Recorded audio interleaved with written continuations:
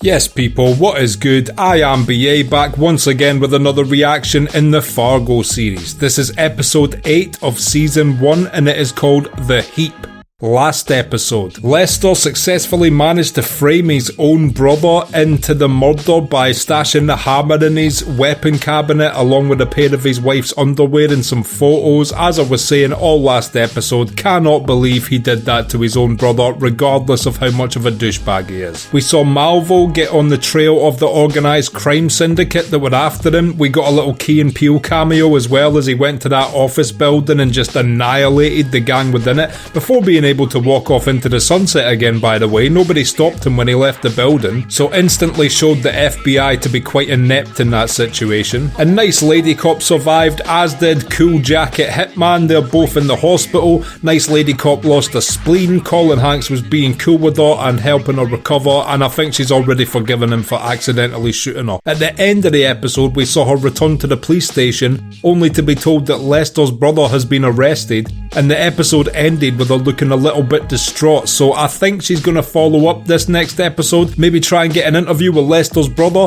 Regardless, I cannot wait to see where we go from here, so without further ado, let's do it. This is episode 8, season 1 of Fargo, The Heap. Let's check it out and see what it's saying to it.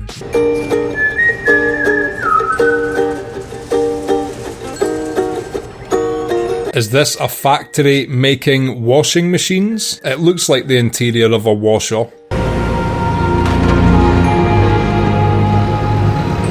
Of all the factory jobs, a forklift's got to be the best one, I would think.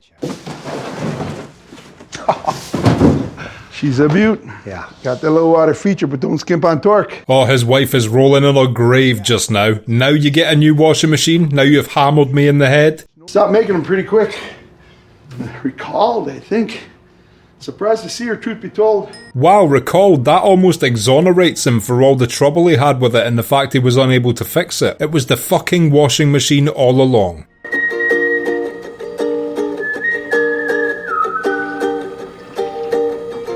Now imagine how much better his marriage would have been if he'd have just bought this sooner. They got Chaz up at Fargo till the trial. Gordo's at Red Wing. I love the symmetry and the cinematography in this show. Don't care what that man gets, no sir. Not after what he did. Killing my wife, you mean? Oh, well yeah. She clearly was more focused on the affair. I was Miss Hubbard County, for Pete's sake. You don't cheat on Miss Hubbard County. Is he going to run through all the wives in this show? Is it going to be his brother's wife next? Just 3 weeks ago we were sitting around the table, eating ham. Ah yes, good times. Except for the pig, it was a horrible time. I was thinking maybe Chaz's hunting gear. I boxed it up for you. Not sure it's anything you want. I think he would love to get his hands on some guns. Surely one phone call from Chaz to his wife saying that Lester's framed him will change her opinion on him, or do you think she's just too far gone down the rabbit hole of this cheating theory now? You deserve it, Lester. All good things you deserve. He must feel so off the hook just now. Everything's going smoothly for Lester. But nice lady cop is on his ass still. I've got a feeling she's going to do some serious detective work this episode and get right back on Lester.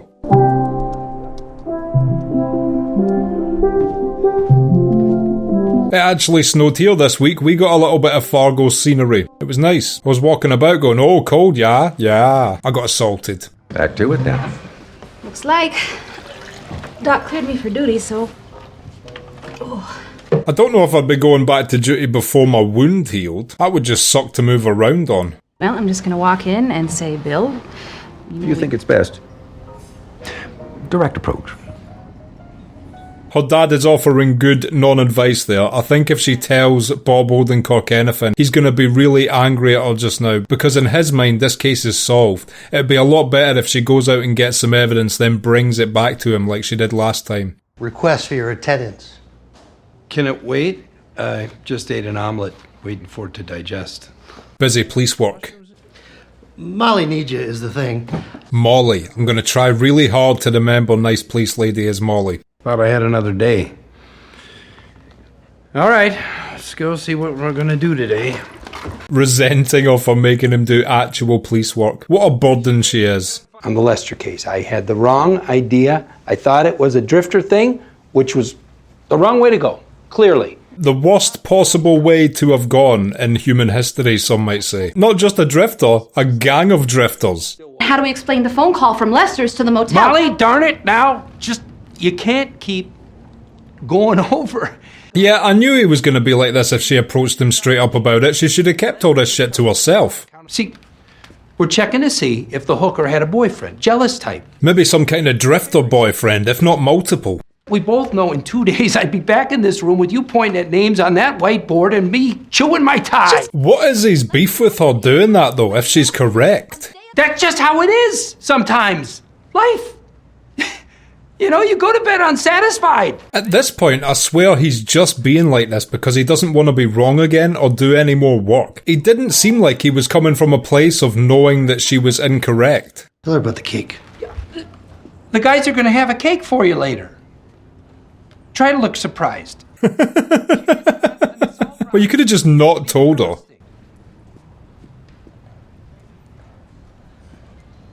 There's a few places she could take it from here. She could choose to go and speak to Lester's brother in jail. She could try once again to have a communication with the cool jacketed assassin still in the hospital. She could try and interview Lester again himself, although I feel like he would just brick wall her. The smart move is to probably try to get in communication with his brother. Too big in the arms.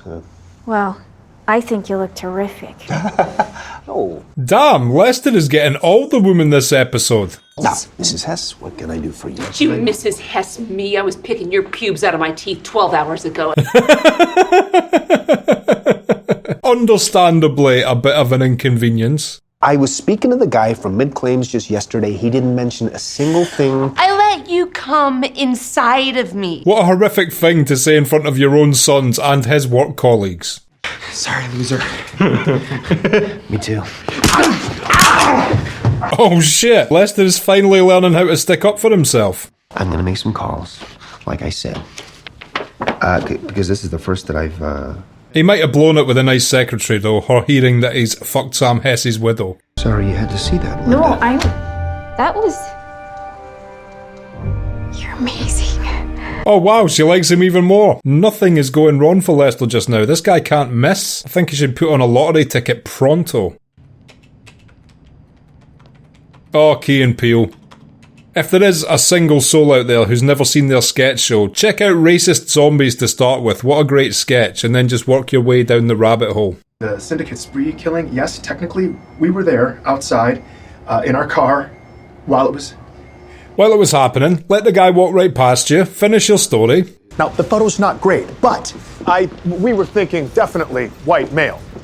Well, that narrows it down. Shit, they've been put on filing duty or something. To be fair, they were so shit, they kinda deserve this. This right here, 2 weeks, tops. Just wants to see us sweat a little. You better hope it's only for 2 weeks. I mean, 22 people did get killed, and we were sitting in the car like a couple of...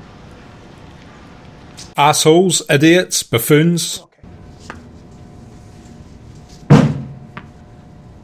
The most distinct thing about Malvo that he could do with switching up is the jacket he always wears and his haircut. He would be an absolute man of mystery if he just had a bit of costume swapping ability.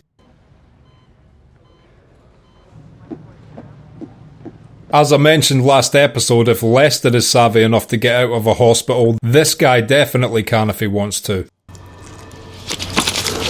Oh shit! I was not expecting Malvo to show back up here.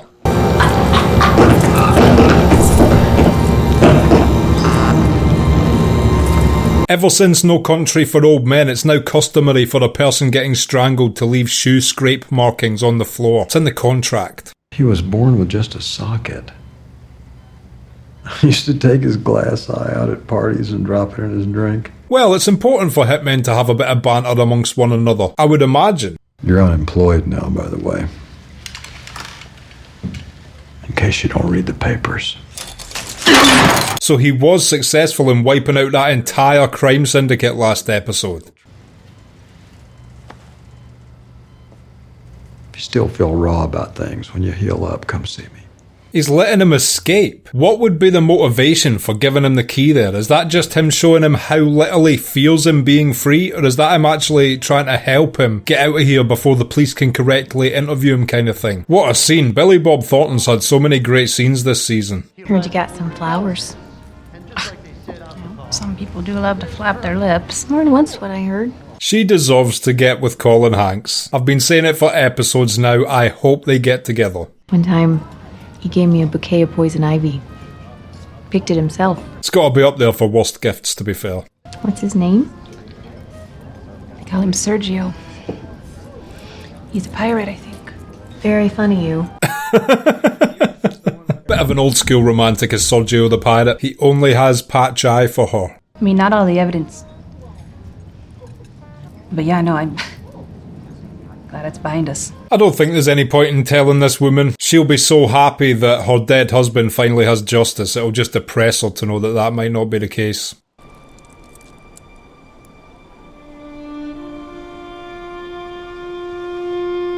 I still think the smartest move she can do is go talk to the brother. He must be sitting in a jail cell somewhere if he hasn't been convicted yet. He's certainly not going anywhere.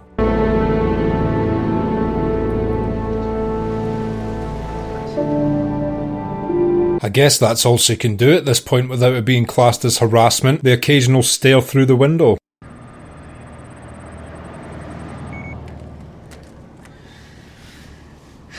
Traffic police. The lowest of the low. No offence, traffic police. But you know, fuck you, traffic police. Deputy Salverson.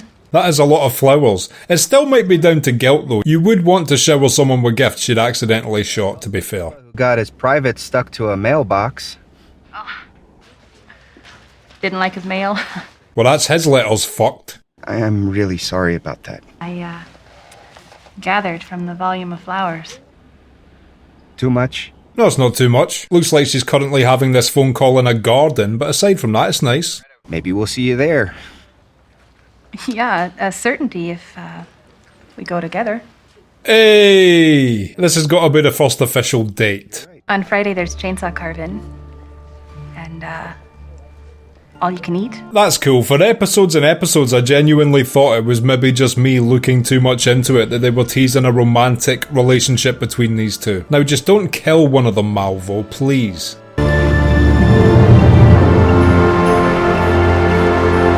One year later? What in the fuck sort of time jump is this? Is he working for the post office now? That didn't look like a police car. Yeah, damn, Postman Gus. Just finishing up. Thought we'd do tacos tonight. Over. Okay, don't forget the red sauce. Now that he's no longer a cop, this has definitely got to be a misuse of the police radio. Mom home? Yeah. That your dad? You remember the red sauce? Oh, yes, that's awesome. I'm so happy for them. I wonder if she's still a cop and just on, maternity leave. Molly had a friend of hers that got killed last year, so we'll go over there and pay our respects. So this is just a week before everything kicked off. I still got some of that Halloween beer I made. Not seem to remember you spitting that on the floor. The Halloween beer sounds a bit shit.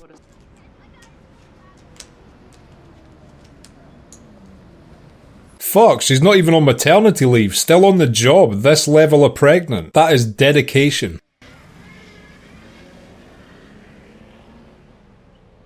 And she is still heavily on this case. I'm assuming, unfortunately, she never got a chance to speak to Lester's brother, though. Looks like those suspicions were investigated and dismissed. Yeah, well, they sent a fella down, but I'm not sure he really, Do you have any new information? Looks like whoever took over Key and Peele are equally inept.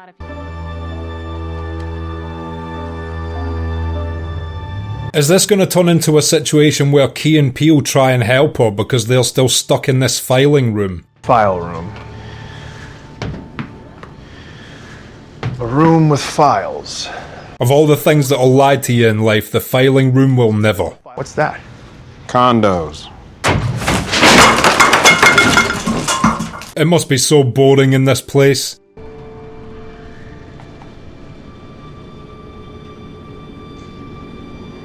And Malvo must be long gone by now. This is the craziest thing. All right, you go on. You tell her. In my village, I tend goats. You know goats? Uh-huh. I've heard of such things. He's coming to live with us. Yeah, go on. At the airport, man says, take a bag. Well, that's cool. Seems like a nice enough guy. Sally and I are heading into the city to the ballet. You went to the ballet? Well, Sally likes the ballet. Yeah, he doesn't strike me as much of a ballet fan. We're doing good. I'm up. Sorry. I always give him shit for being in his father's shadow, but Colin Hanks is legitimately a very good actor. And it must be hard to emote being in all that shadow. Can hardly see his face, due to the shadow of his father. It's been a big year for insurance. A banner year. I wonder if Lester ended up getting with that secretary. Insurance Salesman of the Year 2007. Lester Nygaard. And he is with the secretary. He must have had a great last year. I wouldn't have gotten through it without the love and support of my beautiful wife, Linda. Let's give her a hand. Holy shit, he's remarried. Suspiciously quick work after a murdered wife, but you know, we'll let that one slide. The worst does happen, and you need to be insured. Thank you so much. It's a great honor. He's even given his pitch during his acceptance speech. This guy is a pro.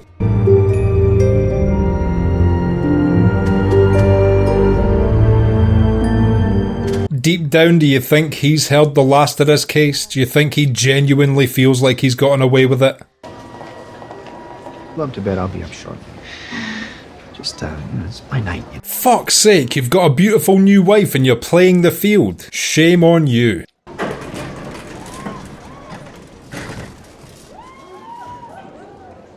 I guess at this point he just feels like he can get away with anything. Salesman of the Year. Oh, drugs?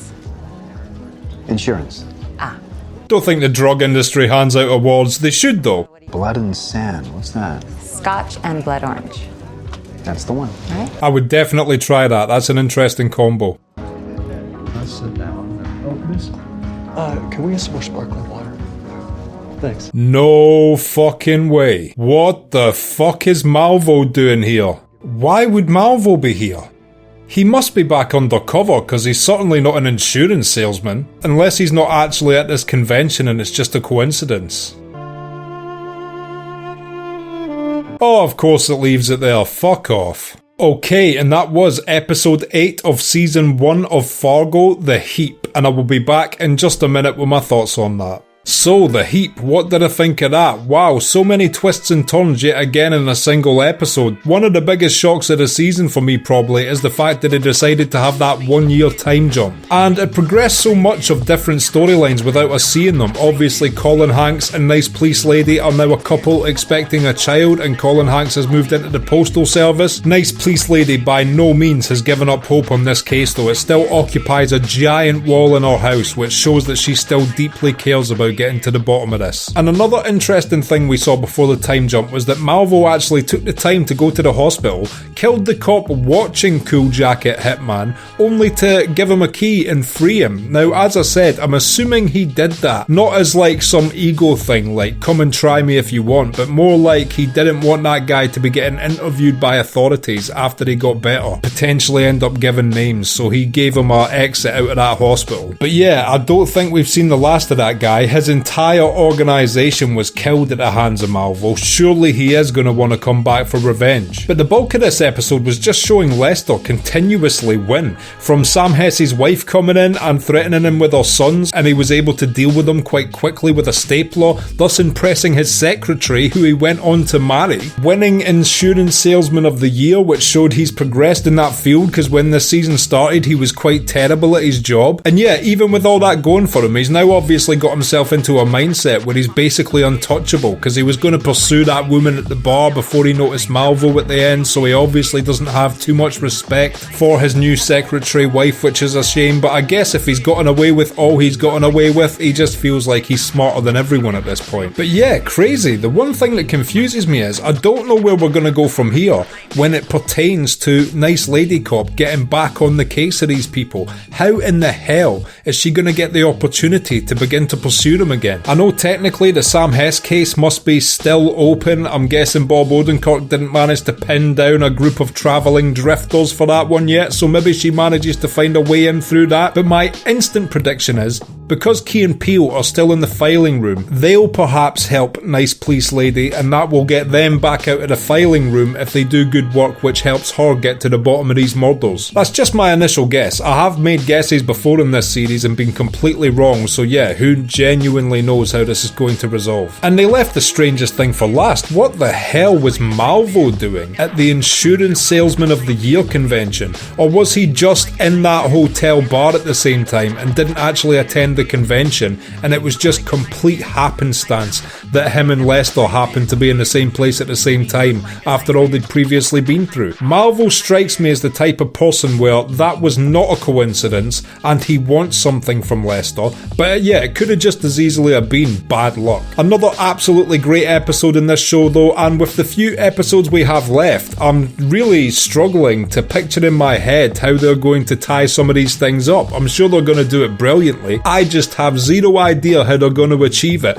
Regardless, I cannot wait to see what happens next week. If you've liked this video, click like, subscribe to the channel to see more videos like this. Ring the bell to be notified as to when they drop. If there's anything you want to talk about, comment down below and share this around to anyone you think might appreciate it or want to watch these reactions along with us. My Patreon link is down in the description. If you become a patron, you get access to my blog. You get access to these reactions I put on YouTube a month and a half in advance, and you also get access to full-length versions of everything I react to. So consider becoming a patron. It helps me and my channel out so much. And until next time, I have been BA. Peace.